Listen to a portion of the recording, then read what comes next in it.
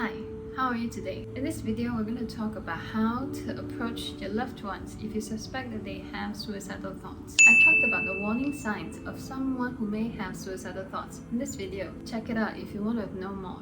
Before we go any further, a disclaimer. Because many have had loved ones who died by suicide, this is a heavy topic. If you find this triggering, skip this video. And may I suggest that you talk to a mental health professional near you about this trigger.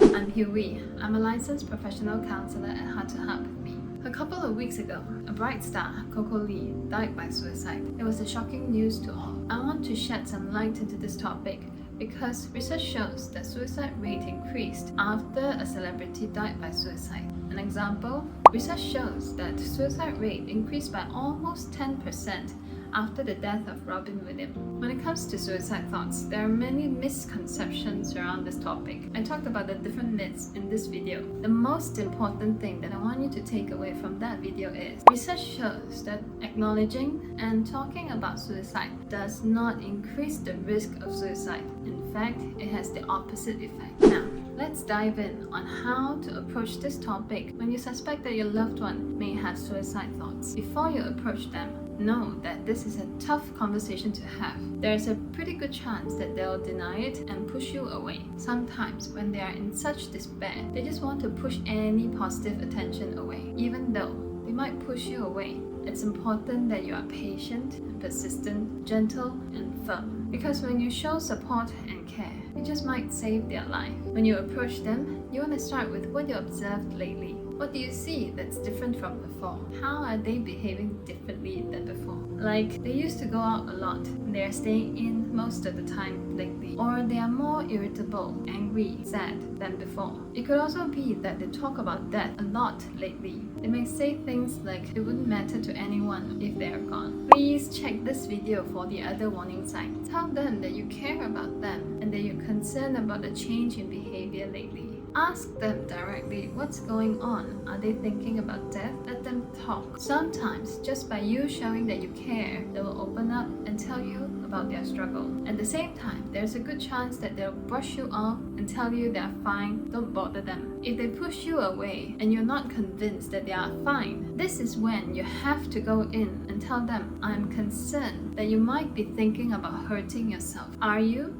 Again, if they can't convince you that they are not, stay with them and tell them that you care about them. You want to stay there to make sure that they are safe. Then help them to get help by calling the suicide hotline in your place, or tell their family members this is not the time to keep things a secret, or help them by taking them to their therapist the next day. Remember, there is a very good chance that they'll push you away, that they don't want your help, because people who have suicidal thoughts are not necessarily in a logical state of mind. So it is incredibly difficult for them to think logically and know that they do need help. So help them to seek help. If they are open to talk about their struggles, stay calm and listen patiently with no judgment. Meaning to say, don't say things like, oh, that's crazy, don't be silly, or you're thinking too much of it, or your ex-boyfriend or ex-girlfriend is not worth killing yourself for, or hurting yourself won't solve anything. But instead, say things like, I'm sorry that you feel sad. I'm glad that you told me. Can you tell me more?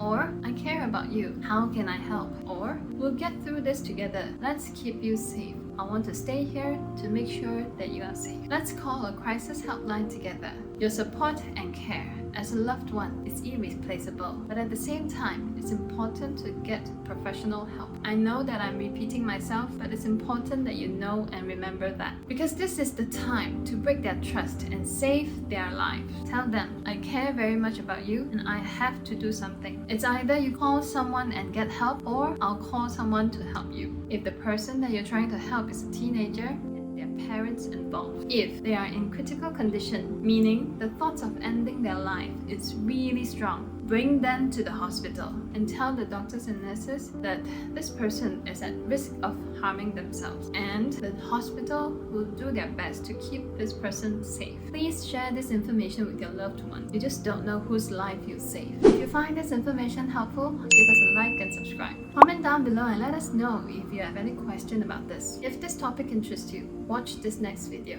You are encouraged to use the information in this video to improve your mental health. However, this is not a substitute for professional help.